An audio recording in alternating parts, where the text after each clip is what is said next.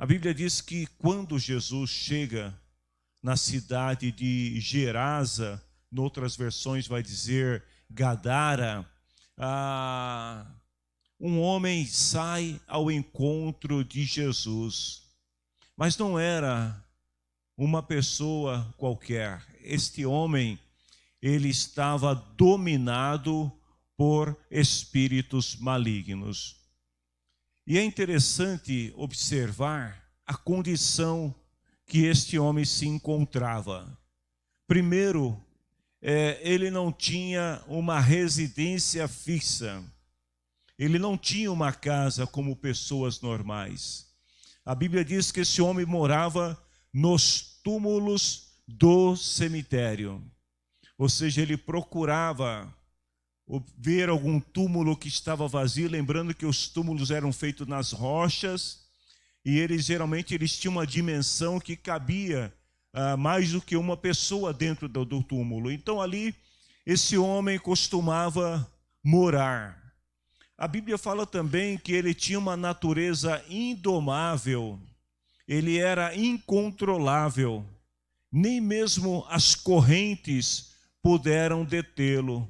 Algumas vezes as pessoas tentaram amarrar as mãos e os pés deste homem para que ele não se ferisse ou ferisse alguém.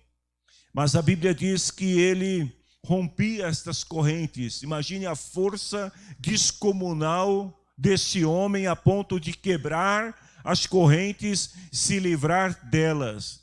E o texto ainda fala que ele se feria de propósito ou propositalmente com pedras. Então, para chamar a atenção das pessoas, ele pegava pedaços de pedra e ficava batendo em si mesmo, a fim de atrair, de chamar a atenção das pessoas.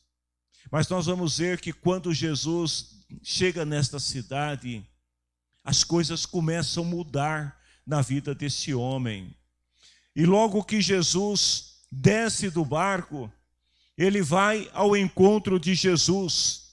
E aí a gente percebe o seguinte, que quando Jesus diz para ele assim, espírito, sai dele, está lá no texto, no versículo 8. Jesus falou assim, espírito mau, saia desse homem. O homem começou a gritar desesperadamente, em nome de Deus, não me castigue. E aí vem a pergunta, quem estava falando através daquele homem? Imagine a cena, Jesus sabe que está lidando com uma situação espiritual, de opressão, de possessão maligna. Mas as pessoas em volta não sabem o que está acontecendo. Eles conhecem o homem, eles sabem que o homem era violento, eles sabem que o homem se feria, eles sabiam que o homem morava nos túmulos, mas ninguém sabia do mal espiritual ou da influência maligna que estava provocando aquela situação no homem. Então, quando Jesus chega e diz para ele, espírito mau, sai desse homem, o espírito maligno que está no homem começa a gritar, em nome de Deus não me castigue. Provavelmente as pessoas, por não entenderem o que estava acontecendo, o texto sagrado não diz, mas nos permite interpretar desta forma. Algumas pessoas não entenderam o que estava acontecendo e talvez até criticaram Jesus pelo fato de Jesus estar falando com aquele homem e o Espírito pedindo para Jesus não machucá-lo. Uma outra coisa que chama atenção, então primeiro aqui é a ignorância, a cegueira espiritual que envolvia a multidão, que vendo aquele homem sofrer, não sabiam o que estava por trás do seu sofrimento. Segundo é que os espíritos que atormentavam aquele homem, porque logo em seguida a pergunta está no singular, Jesus pergunta para ele, qual é o seu nome ou como você se chama? E aí o espírito que responde no homem diz assim, meu nome é legião ou multidão, porque somos muitos. Então não era um espírito, Era um pouquinho, tinha alguns ali. E vocês vão ver daqui a pouco que não era tão pouco assim. Os espíritos, outra lição que a gente vê nessa passagem, é que os espíritos maus, eles gostam de atuar em determinadas regiões, eles eram regionais. Porque esses espíritos aqui, eles não queriam deixar aquele homem. E mais que isto, eles até concordaram com Jesus de libertar o homem, mas eles não queriam sair da região. E a gente aprende uma lição espiritual aqui muito profunda sobre determinadas regiões, sobre determinadas famílias ou situações onde espíritos malignos estão atuando, causando estragos, e é claro, sempre procurando aquele que é mais suscetível a ser oprimido e até mesmo tornar-se alguém possuído. Então eles insistem com Jesus, porque eles querem continuar naquela região, atormentando as pessoas, ou seja, liberta aquele homem, mas daqui a pouco outra situação estaria acontecendo, porque os espíritos estavam atuando na região. As pessoas olham e veem Jesus conversando com o homem. Eu fico imaginando aqui o que passava na cabeça daquelas pessoas. Primeiro, será que Jesus está machucando ele? Mas e daí? Ele vive se machucando sozinho. Talvez outros passavam, olhavam e pensavam, não tem solução, é mais um tentando ajudar um sujeito que não quer ser ajudado, porque eles não sabiam o que estava acontecendo. Mas vamos voltar para o texto. A Bíblia diz assim que os espíritos disseram para Jesus, tinha ali alguns porquinhos que estavam ali na região, e não era tão pouco, gente, tinha mais de 2.000 porcos. E aí os espíritos disseram para Jesus, nos mande ficar naqueles porcos, nos deixe entrar neles. É interessante aqui que quando o espírito maligno não consegue tomar pessoas, toma até os animais que tiver perto, gente. Eu já vi aqui testemunho de pessoas que, de repente, foram atacadas por cachorro da rua, não foi? Falei, meu Deus, mas o cachorro, a dona Falca, ele é tão mansinho, ele não ataca ninguém, mas estava passando o crente, vindo para oração, o cachorro. Como que se explica isso? Vejam bem, Jesus deixou os espíritos saírem do homem e entrar nos porcos. A Bíblia diz que eram quase 2.000 porcos. E a ferocidade, a violência, o mal era tão intenso que quando esses espíritos eles se apoderam dos porcos, a Bíblia diz que os porcos se atiraram morro abaixo para dentro do lago e se afogaram. Você consegue imaginar a cena? O que aquele homem estava passando? O sofrimento que ele estava impondo sobre si ao se ferir com pedras. O sofrimento que ele causava às pessoas que quando ele as atacava. Nada daquilo ele estava fazendo porque queria, mas porque os espíritos que estavam ali empoderando ele, se apoderando dele, tinham um poder altamente destrutivo, tanto que os porcos não resistiram, lançaram-se no precipício. Somente aí, queridos, as pessoas puderam entender a situação quando os espíritos possuíram os porcos e os porcos se atiraram no lago. Até então, as pessoas estavam achando que aquele era apenas um caso simples. Mas agora, quando Jesus permite que aqueles espíritos entrem nos porcos, então as pessoas puderam entender que todo aquele mal que aquele homem estava fazendo, praticando, toda aquela situação que ele estava vivendo, tinha por trás daquilo uma influência maligna. O que eu quero dizer para vocês com isso? Tem muita gente sofrendo, irmãos, e estão sofrendo por causa de influências malignas.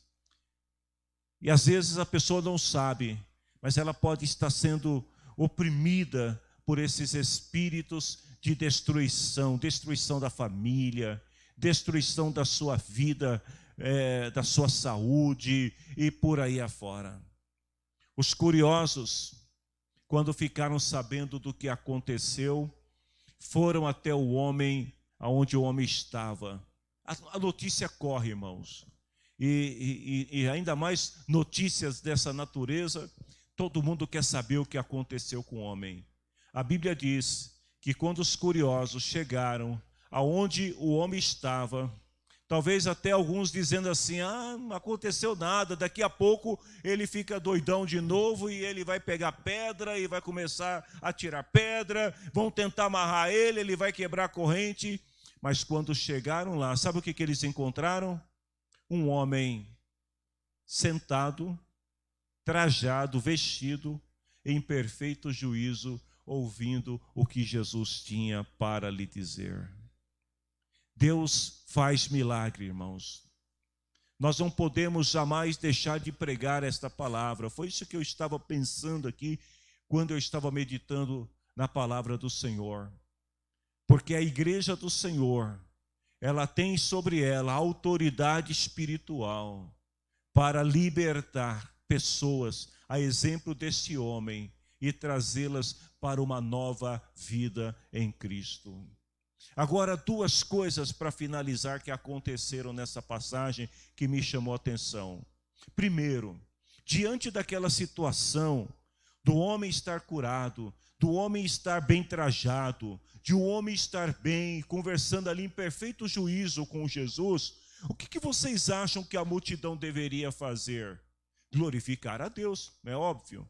Se você vê alguém que está vivendo uma vida miserável, destruída por espíritos opressores, malignos, e de repente essa pessoa, ela é liberta e ela passa por um processo de transformação, a sua vida muda, o que você espera? Que as pessoas reconheçam que Deus é na vida daquela pessoa, que as pessoas glorifiquem a Deus. Mas não foi isso que aconteceu. Porque a Bíblia diz que quando o povo vê o homem curado, o povo então pede a Jesus que vá embora daquela região. O povo preferia continuar vivendo sob um jugo opressor, maligno, do que aceitar a presença de Jesus no meio deles, Jesus que poderia trazer salvação, cura para todos eles naquela cidade. E a segunda coisa que a gente aprende de importante nessa lição é que Jesus, ele decide então ir embora. O povo, já que o povo quer, irmãos, porque Jesus é assim, se o povo quer, Jesus fica. Se o povo não quer, Jesus vai embora. Tem gente querendo ouvir falar de Jesus. Eu estou à porta e bato. Se alguém não abrir, o que Jesus faz? Mete o pé na porta. Derruba a porta. Entra, é assim? Não. Se alguém não abrir a porta do coração, o que ele faz? Ele vai bater em outra porta. Estou batendo. Então o povo de Gadara rejeita a presença de Jesus. O povo não quer se libertar. Irmãos, tem muita gente sofrendo, vivendo em situação de miserabilidade espiritual, porque não quer ser liberto. Porque Jesus quer libertar, a palavra de Deus liberta, mas as pessoas continuam ignorando. Então eles preferiram continuar sujeitos àqueles espíritos malignos, porque venhamos e convenhamos, isso não está aqui no texto. Mas se aqueles espíritos entraram nos porcos e os porcos se precipitaram no abismo e morreram, para onde que foram esses espíritos? Porque espírito não morre afogado não, irmãos. Eu lembro de um colega meu de ministério, isso há muitos anos atrás, que ele prendia os espíritos e soltava em alto mar para morrer afogado. Isso não existe, isso não é bíblico. Os espíritos não morrem. Então, para onde que foram os espíritos? Voltaram para o mesmo lugar que estava. Mas o povo preferia viver sob esse jugo desses espíritos do que receber a libertação dada por Jesus. O homem liberto, sabendo de tudo aquilo que estava acontecendo, ele fala para Jesus assim: Senhor, me deixa ir com o Senhor, não quero ficar aqui não. Não quero ficar no meio dessa bagunça.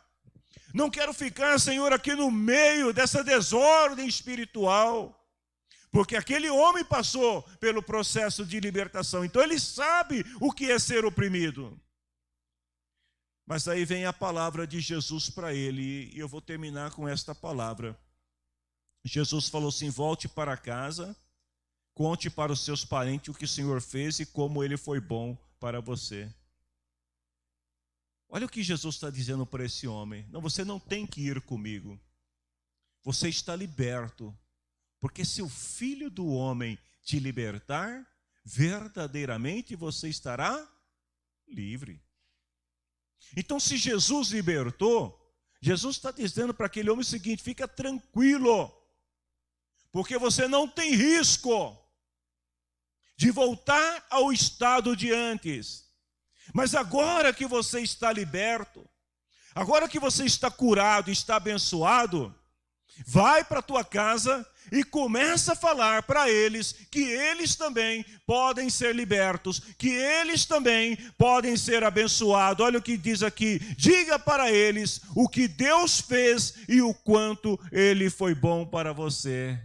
Qual é a minha pergunta para você nesta noite? Você tem falado isto para as pessoas que estão do teu redor? Seja em casa, no trabalho, colegas, no trabalho, você tem dito para estas pessoas o quanto Deus tem sido bom com você? Jesus foi embora, mas a verdade é que ele deixou naquela cidade alguém que não somente experimentou e desfrutou da sua graça, mas alguém que compartilhou da sua graça. Que nós possamos, queridos irmãos, também não apenas experimentar, desfrutar da graça de Deus, mas que nós possamos compartilhar esta graça com mais pessoas. Noite de testemunhos é isso. Nós queremos ouvir vocês. Amém?